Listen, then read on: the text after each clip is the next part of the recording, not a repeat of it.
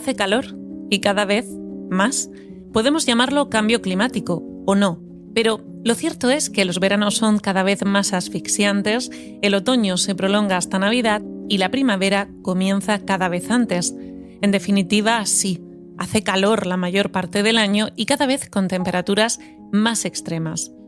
Ante este panorama, las ciudades se convierten en hornos por los que no es nada agradable transitar en determinadas horas, días o incluso semanas, según la época del año. Está claro que nuestras ciudades necesitan más sombras por las que poder caminar, más espacios con agua y más zonas verdes que rebajen la temperatura, pero también sabemos que estos cambios pueden tardar años. En este episodio buscamos soluciones inmediatas. Queremos saber qué puede hacer ya el diseño urbano para conseguir que nuestras ciudades convivan mejor desde ya con la subida de temperaturas. Yo soy Raquel Aullón y estás escuchando El Abrigo, un podcast de Giveyer Home Experience. Bienvenidos a El Abrigo, hoy con Belinda Tato.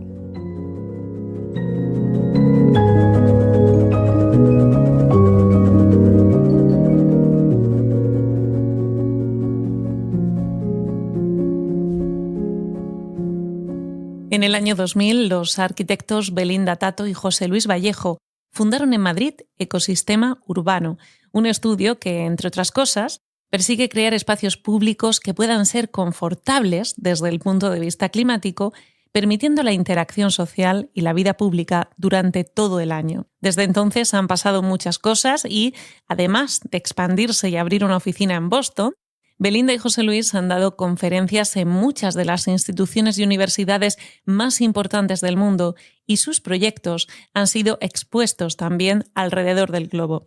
De hecho, ambos trabajan como profesores en Estados Unidos. Belinda es profesora de la arquitectura del paisaje en la Universidad de Harvard y José Luis es profesor de urbanismo en la Universidad de Columbia.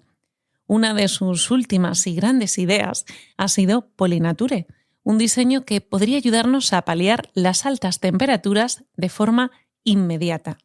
La última instalación de Polinature se ha llevado a cabo en la Universidad de Harvard, en Estados Unidos, pero previamente ya se había probado aquí en España, en Madrid, también en Shanghái, China, y en Indiana, Estados Unidos. Belinda Tato, bienvenida al Abrigo. Hola, ¿qué tal? Buenas tardes. Belinda, ¿cuándo surge Polinature? ¿Cómo es ese día en el que os levantáis y decís, esta es la idea? Bueno, no es un día, son años, ¿eh? Años de no trabajo, fue tan fácil. Siempre hay mucho trabajo detrás. Bueno, un poco es un hito más en nuestro trabajo, ¿no? Es decir, nosotros llevamos trabajando como diseñadores, como urbanistas muchos años.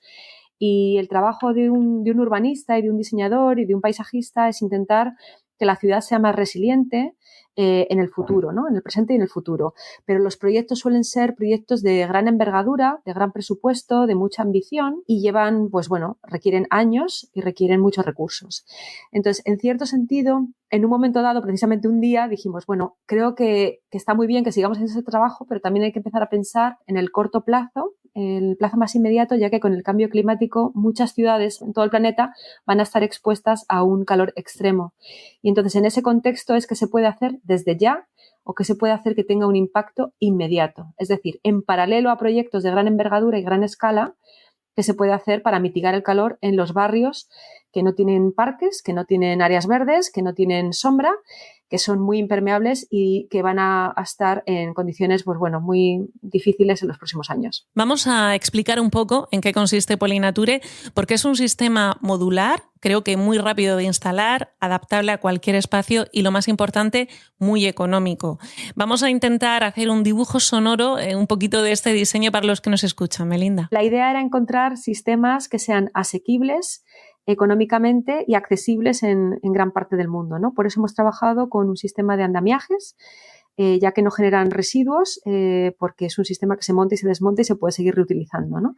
Hemos trabajado con andamios, hemos trabajado con 1.400 plantas nativas que atraen polinizadores.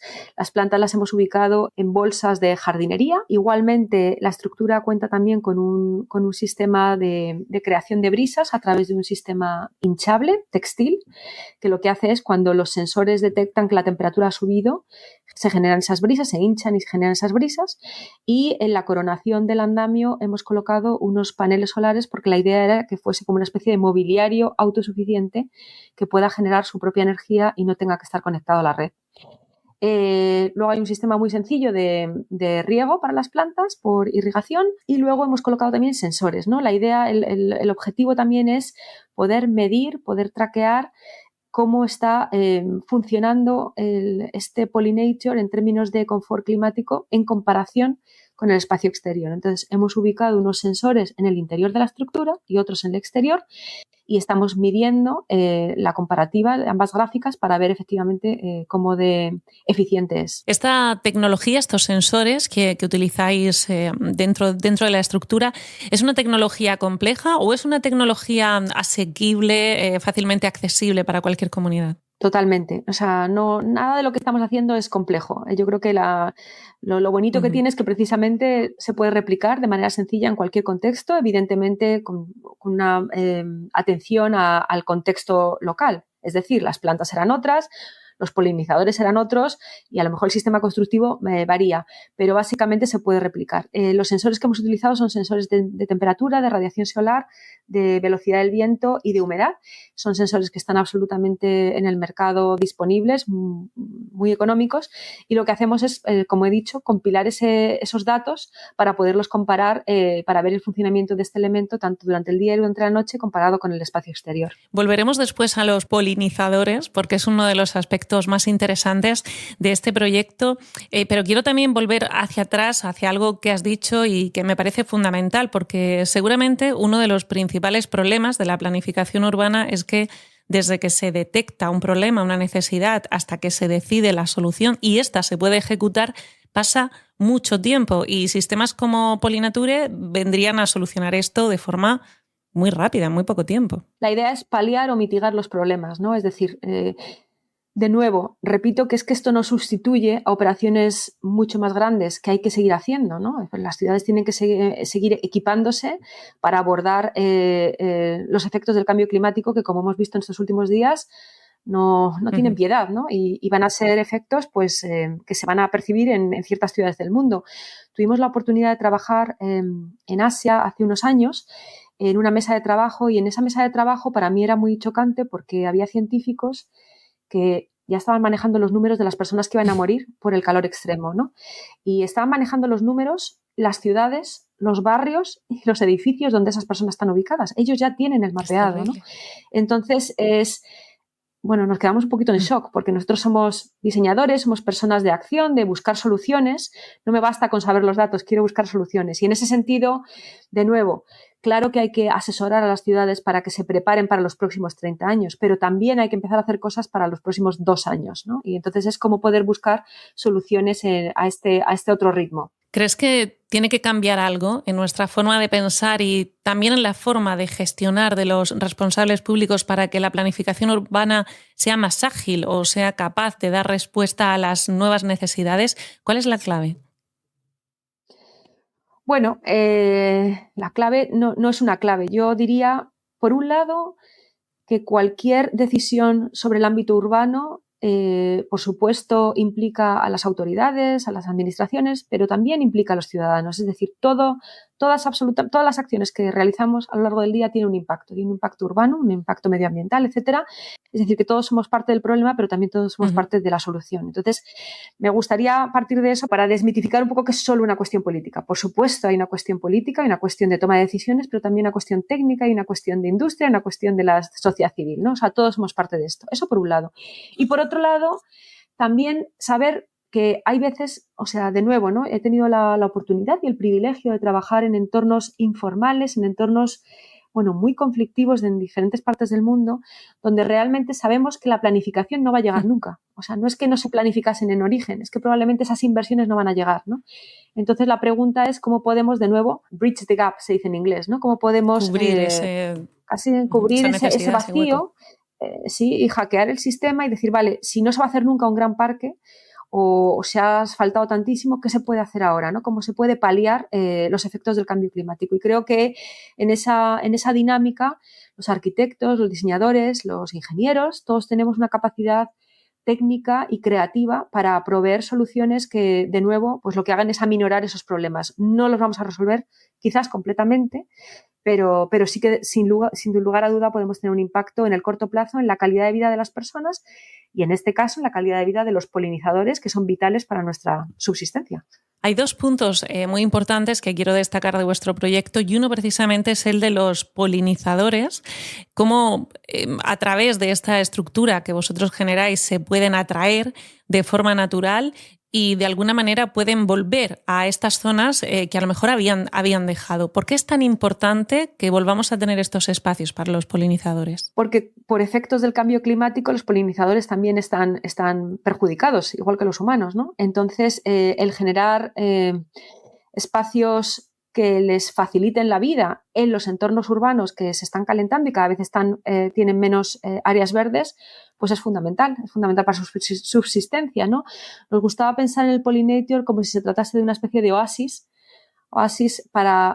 social y oasis de biodiversidad, un espacio donde, o sea, sé que se utiliza mucho la idea de refugio climático.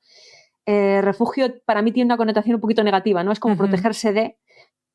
Me gusta más la idea de oasis, que efectivamente también es lo mismo, pero una connotación un poquito más positiva, ¿no? Es decir, un sitio donde no solo estás refugiado, sino que además disfrutas, ¿no? Y puedes estar a gusto. Y de hecho así ha funcionado. O sea, en un contexto privilegiado, como es el entorno de Harvard, no es una zona precisamente vulnerable. Sin embargo, aún así ha sido bonito y ha sido destacable el cómo ha funcionado este espacio como un espacio público donde la gente se ha conocido, donde la gente ha hablado de cambio climático, etcétera. Es decir, han surgido conversaciones que en el fondo es otro de los objetivos de estos espacios, ¿no? Generar interés, conversaciones, conocimiento y experiencias. Y bueno, pues así ha sido. Nos hablabas de más de 1.400 plantas. ¿Cómo las elegís? Hemos trabajado con una persona experta, con un equipo experto en plantas y principalmente la prioridad era siempre la variedad de polinizadores que queríamos atraer. Esa ha sido un poco la prioridad. Y lo que hicimos son plantas que no hemos comprado, son plantas que hemos plantado y que han estado creciendo en un invernadero hasta que las hemos traído. Entonces, bueno, pues ha sido una selección, básicamente absolutamente customizada con el objetivo de generar mezcla de especies, mezcla de, por supuesto, de variedad de colores, mezcla de temporada de floración para tener flores a lo largo de todo el tiempo que estaba el pollinator en activo, etcétera. Y bueno, ha sido, como digo, una experiencia muy bonita, ¿no? Cuando se descargaron todas las plantas de los múltiples camiones que vinieron. Bueno, es impresionante, ¿no? Porque al final cuando las veías arriba no parecían todas tantas, juntas. Pero cuando las ves en el suelo ocupaban muchísimo, eran muchas plantas y desde el primer momento de la construcción hemos estado rodeados de mariposas, abejas, etcétera. Es decir, ha sido muy bonito, ha sido realmente una experiencia para mí. Qué también. Bonito, realmente habéis creado un mini ecosistema, ¿no? dentro de otro. Y decía que hay dos cosas muy importantes que quería señalar de vuestro proyecto. Una era esta de los polinizadores y la segunda es que la estructura es capaz de reducir la temperatura hasta en 5 grados. Si no me equivoco, que son muchos grados, porque es algo que resulta a priori fantástico para paliar estas famosas islas de calor urbanas de las que tanto venimos hablando últimamente. Como digo, la idea era no solo generar una experiencia que tiene una componente, pues eso, sobre biodiversidad, conversaciones que han surgido en la comunidad, sino también generar esta idea de confort climático, ¿no? Que es un tema en el que ya hemos trabajado en proyectos anteriores, tanto en España como en otros lugares, ¿no? Cada contexto es específico, con lo cual, pues lo que se puede lograr en un contexto es diferente a lo que se puede lograr en otro.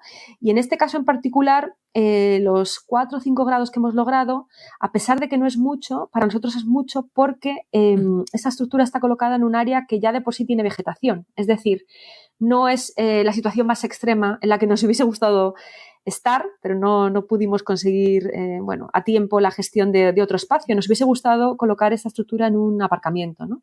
Y poder medir de verdad cómo funciona la torre frente a la superficie de asfalto y cómo se calienta esta en verano. Entonces, esta solución en un contexto más favorable, es decir, más desfavorable, hubiese conseguido pues un mayor contraste. Aún así, estamos muy contentos y deseosos de seguir implementándolo en otros lugares. Belinda, ¿por qué crees que es tan difícil hoy en día encontrar sombras en las ciudades? ¿Por qué no hay árboles? ¿Por qué no se apuesta por soluciones creativas tanto como se debiera? Bueno, porque en un momento dado las administraciones a veces pues, piensan que el árbol es un problema. Es un problema porque requiere mantenimiento, requiere agua, porque las raíces crecen y pueden levantar el pavimento, etcétera, ¿no? Entonces se ve más como un problema en vez de como una solución, cuando realmente los árboles son la solución al problema, son la solución a la ciudad. Hemos sido testigos este último verano, el verano anterior y el anterior, de que las temperaturas siguen subiendo incluso en ciudades donde no hacía antes calor. Hubo una crisis de calor, recuerdo, no sé si este verano, pero el verano anterior en Alemania, en Inglaterra, en sitios donde la gente no está preparada ni físicamente, ni las construcciones, ni el espacio público, ¿no? Entonces, esto va a seguir pasando y la solución número uno es generar más área verde, generar más canopy, más cubierta verde, más cubrición vegetal, más permeabilidad de los pavimentos, hacer que la ciudad sea capaz de gestionar el agua de la lluvia de otra manera y no deshaciéndose de ella inmediatamente, generar más, pues eso, más permeabilidad. Entonces, ¿qué es lo que hay que hacer?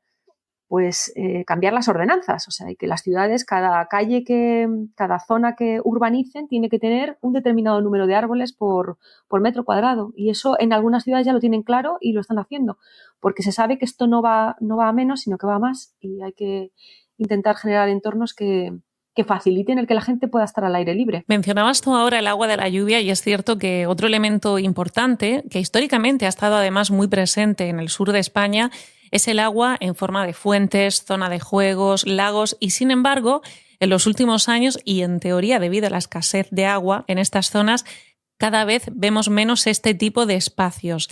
¿Crees que recuperaremos el agua en nuestras ciudades o hay mejores soluciones que no incluyen el agua? Bueno, yo creo que para recuperar el agua en las ciudades tenemos que primero pensar cómo estamos gestionando el agua. Es decir, de nuevo, en vez de deshacernos inmediatamente de todo el agua de lluvia, cómo podemos tratar el agua de lluvia localmente en zonas verdes, con temas de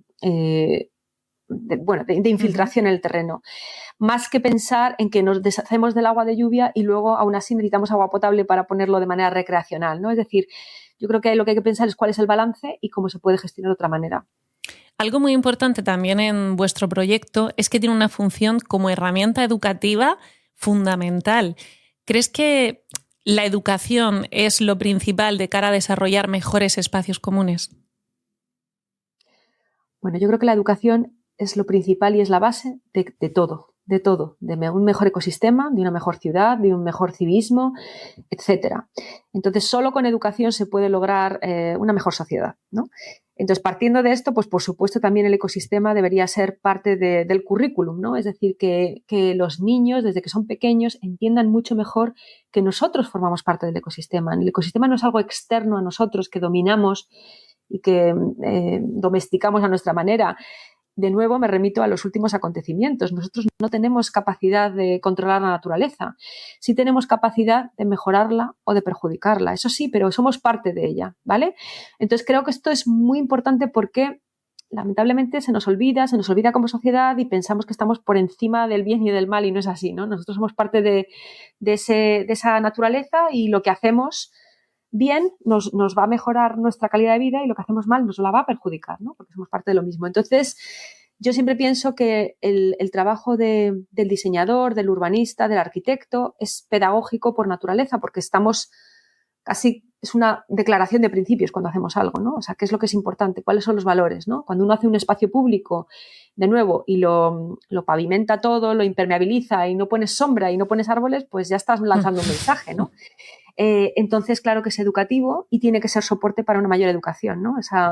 Hay una cita que me encanta que es: mandamos a los niños a la escuela a educarse cuando la educación tiene lugar en el camino a la escuela, ¿no? Es decir, lo que aprende uno es lo que aprende en su vida de día a día, no solo lo que aprende en el aula. Pero faltan esos espacios para que se encuentren los niños y los profesionales, para que alguien se siente con ellos, les explique el diseño. Bueno, en este podcast hemos hablado de algunos proyectos, ¿no?, que trabajan específicamente con niños, pero en general, ¿crees que faltan esos espacios de encuentro? Bueno, yo creo que faltan las sinergias, ¿no? Espacios hay muchos espacios interesantes en Madrid, en Valencia, en Barcelona, en todas las ciudades, en Sevilla, en Granada, es que da igual. O sea, de nuevo, es que es que me gusta pensar la idea de que la ciudad es un aula abierta, ¿no? Es decir, más bien lo que falta son las conexiones o las oportunidades, ¿no? De nuevo, a lo mejor los niños tienen que seguir haciendo visitas al museo, perfecto, pero a lo mejor tienen que visitar un barrio y otro y entender por qué en un barrio hace mucho más calor que en otro, o visitar un parque y ser más conscientes de todos esos procesos que son absolutamente invisibles y que tienen lugar en un parque, en la tierra, en el aire, en el agua, en el árbol, ¿no? O sea, de nuevo,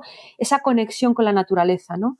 Pienso que no se cuida lo que no se ama y, por tanto, hay que amar la naturaleza para poderla cuidar y para que las nuevas generaciones, que son los que van a tener que tomar las decisiones dentro de 20 años, tengan esa conexión emocional con el entorno que nos rodea, ¿no? y del cual formamos parte. Voy ahora a los mayores, a los adultos, porque nos quejamos mucho del calor constantemente, ¿no? Sobre todo, ya sabemos, en determinadas épocas del año.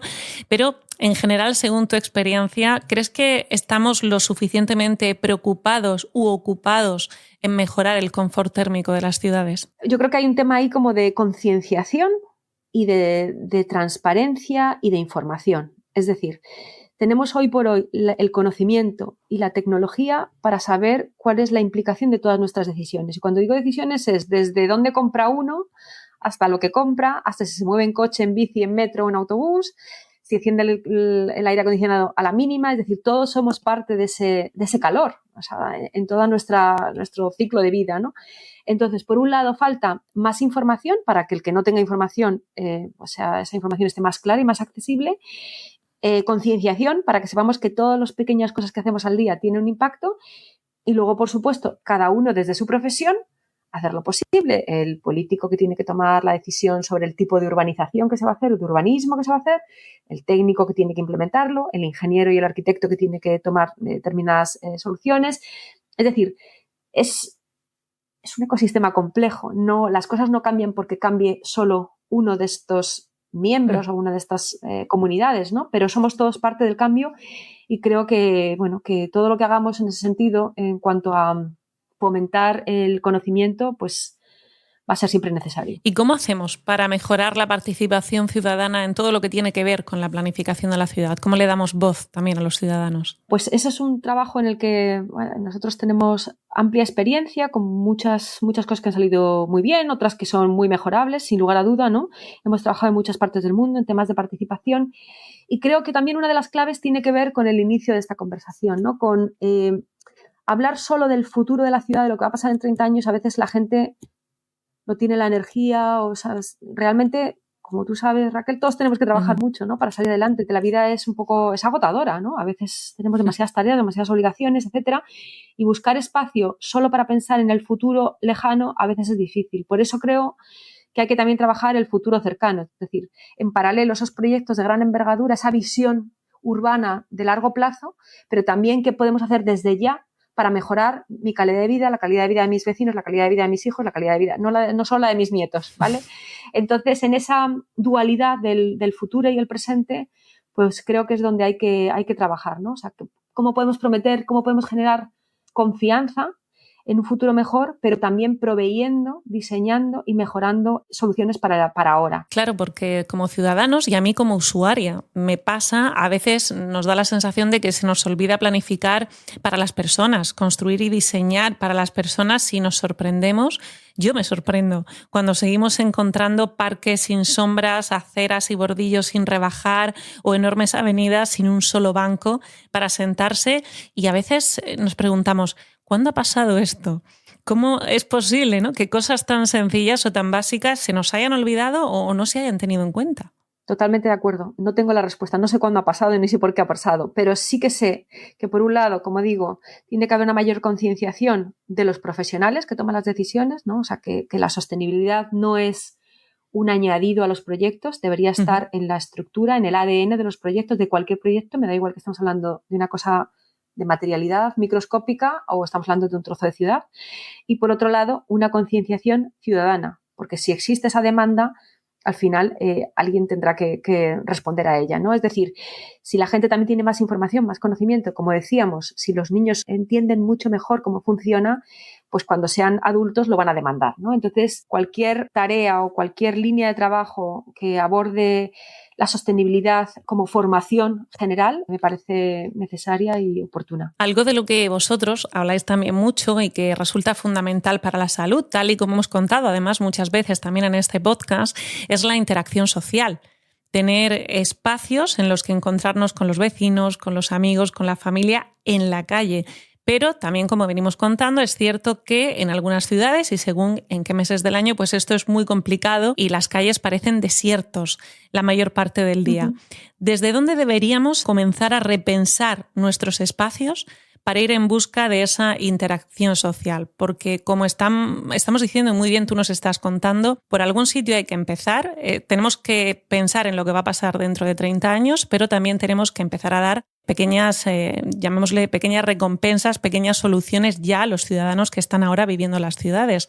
¿Por dónde empezamos para recuperar esa interacción social todo el año? Bueno, estamos hablando desde España, que es uno de los espacios más sociales que yo conozco, que me encanta y precisamente por eso me apasiona, ¿no? Como hemos trabajado en otros sitios, cuando yo era más joven o cuando era niña, te piensas que el mundo es así, ¿no? Y no es así, ¿no? La calidad la calidad del espacio público en España en general es extraordinaria. El grado de interacción social, la necesidad, la solidaridad.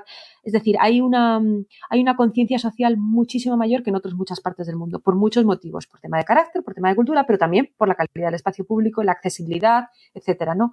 Pero de nuevo, pues ¿por dónde empezamos? Pues yo creo que, por ejemplo, con el confort climático, ¿no? Si llega un momento en el que las plazas se hacen inhabitables porque hace demasiado calor, los niños no van a poder salir a jugar, si los niños salen a jugar, los padres no van a salir y no van a poder hablar con otros y nos vamos a confinar en espacios que tienen que estar con aire acondicionado de manera mucho más aislada, lo cual ya ha demostrado, porque hay datos que muestran que una de las mayores enfermedades en el mundo es la depresión por el aislamiento, ¿no? Y también lo vimos durante el COVID, ¿no? Un poco los efectos que tuvo el estar tan aislado. Entonces, en ese sentido, creo que el seguir fomentando un espacio público de calidad que sea confortable incluso en los meses de verano o incluso en los meses de invierno, dependiendo del país, porque hay sitios donde es el invierno lo crudo, ¿no? En el norte, sí. Y también esta idea de generar unas condiciones burocráticas que también permitan el uso del espacio público, el uso de la organización de actividades de una manera sencilla, ¿no? A veces la gente quiere hacer cosas en el espacio público, quiere organizar lo que sea, da igual, cualquier iniciativa, y a veces la burocracia para conseguir permisos es demasiado compleja, ¿no? Entonces, ¿qué pasaría si se facilita eso? El entender que el espacio público tiene muchísimo más valor si está ocupado, y si está ocupado por gente diferente, y si está ocupado para diferentes actividades.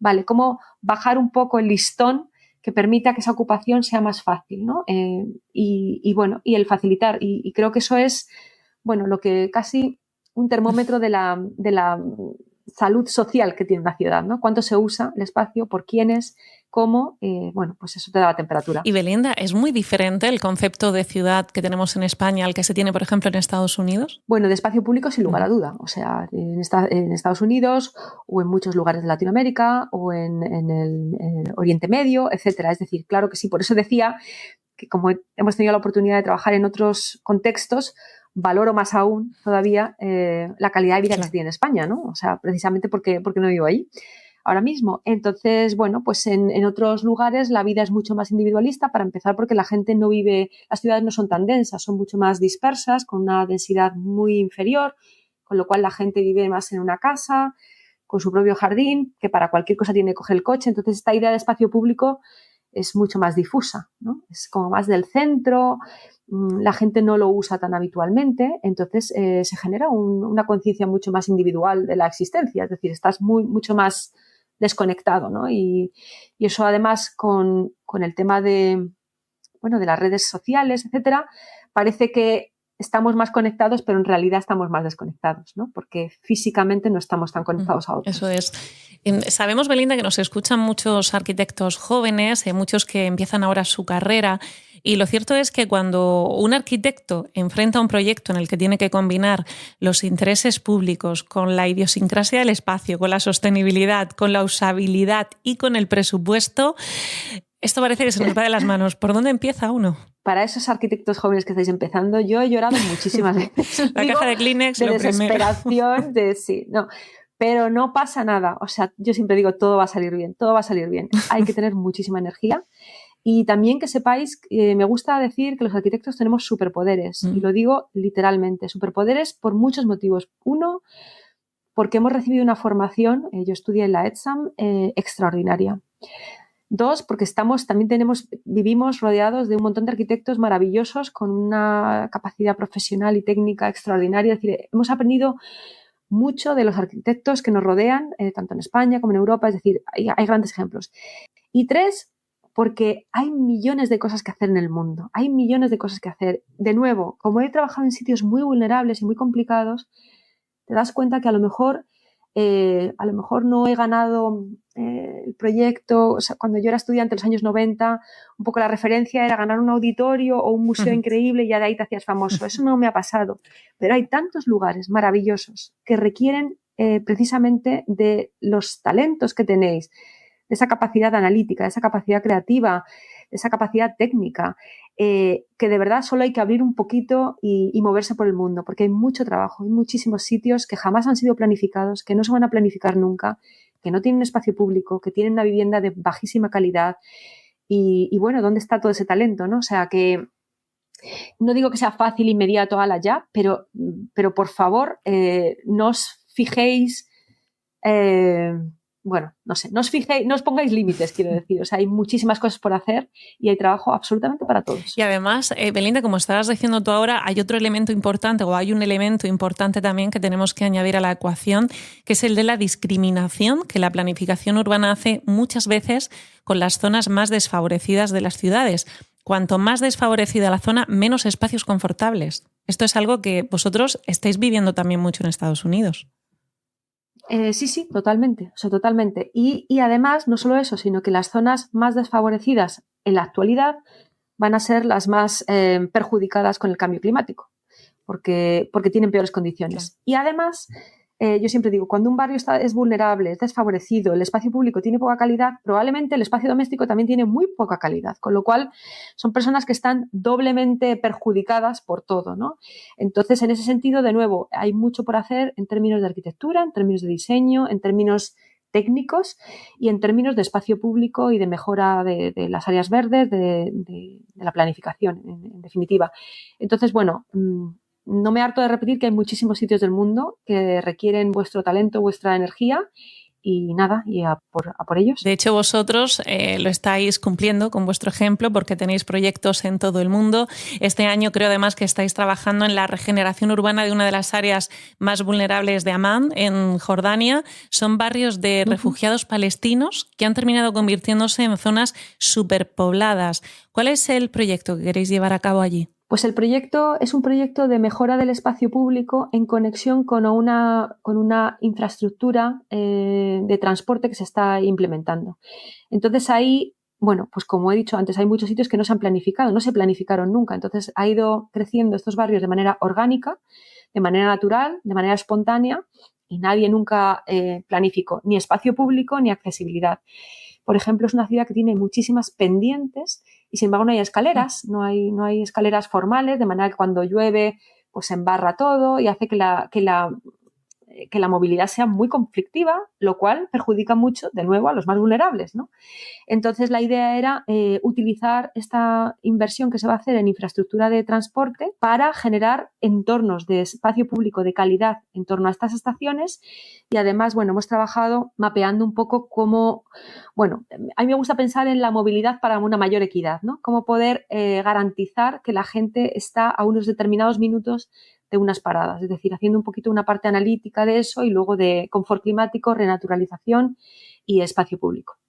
Y luego estamos trabajando también en Maputo, en Mozambique, de nuevo, ¿no? Otro lugar extremo donde en la ciudad de Maputo el 70% de la población vive en asentamientos informales, digo, porque nos hagamos idea, son lugares donde no hay nada, donde falta de todo y donde, de nuevo, el espacio público es crítico porque las viviendas son muy pequeñas o no tienen condiciones para nada, ¿no? Entonces, esos espacios públicos que ahora son inundables, que no tienen iluminación, que no tienen infraestructura, ¿cómo poder diseñarlos con el input de la comunidad que vive en torno a ellos? ¿Cómo poder generar entornos seguros desde ya, ¿no? A través de estas inversiones. Entonces, bueno, pues muchos retos, pero también muy apasionantes, por otro lado. Y en medio de todo esto, la divulgación, porque vosotros sois grandes divulgadores, compartís constantemente vuestra filosofía y de hecho creo que la idea de vuestro proyecto Polinature es que sea un diseño abierto a todo el mundo. No sé si esto es ya una realidad o todavía no. Bueno, estamos trabajando en ello, pero sí, de hecho ya como lo hemos publicado que era abierto, pues ya nos ha escrito gente diciendo quiero replicarlo, no sé.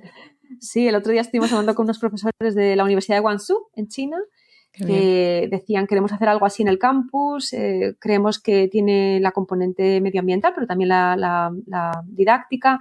Entonces, sí, ha despertado mucho interés y la idea es que ojalá se pueda replicar de muchas maneras y de maneras más ambiciosas que la nuestra, incluso, como sea. Belinda, después de tantos y tan variados proyectos, ¿cuál es el reto al que crees que os vais a tener que enfrentar como arquitectos en los próximos años? Hay dos, ¿no? Uno, el tema del cambio climático y de nuevo, lo que hemos vivido en Valencia creo que nos da una pista, es wow, o sea, esto es en serio. ¿Qué se puede hacer hoy en las ciudades para hacerlas más resilientes en el futuro? Va a haber que tomar decisiones de todo tipo, va a tener que estar la gente más preparada, los técnicos más preparados, los usuarios, todo el mundo. Tenemos que tener un mayor conocimiento y un mejor conocimiento. Y cómo se pueden hacer inversiones ahora para que las ciudades estén mejor en 10, 15 y 20 años ante lo que pueda venir. Y por otro lado, un poco el tema de la normativa, ¿no?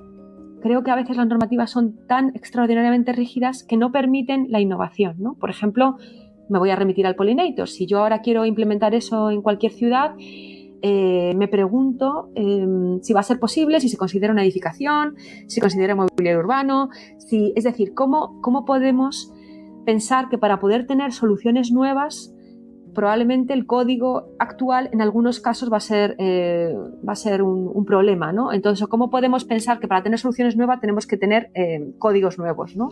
O normativas nuevas o flexibilizarlas? Y eso aplica a todo, ¿no? Y bueno, eso es una de las cosas que vemos, que la tecnología avanza muy rápido, la sociedad avanza muy rápido, pero la normativa siempre va un poco más lenta. Y las leyes también, y yo entiendo la complejidad, soy una persona consciente de las complejidades, pero ver un poco cómo podemos empezar a encontrar soluciones híbridas en todo, ¿no? Y que puedan ser capaces de dar respuesta a los retos que se nos avecinan. Es complejo el reto que tenemos por delante porque necesitamos actuar para el presente, pensando también en el futuro y encontrar una agilidad burocrática que nos permita hacer todo eso a la vez. Muchísimas gracias, Belinda, por compartir tus ideas con nosotros y gracias por haberte asomado a nuestro abrigo. Hoy, además, tenemos que decir, desde la otra punta del mundo. Gracias, Belinda. Nada, gracias a ti, Raquel. Un abrazo. Y a ti, querido oyente, gracias, como siempre, por acompañarnos un día más. Puedes encontrarnos en redes sociales como Gibeller Home Experience y nos escuchamos en el próximo episodio. Hasta entonces.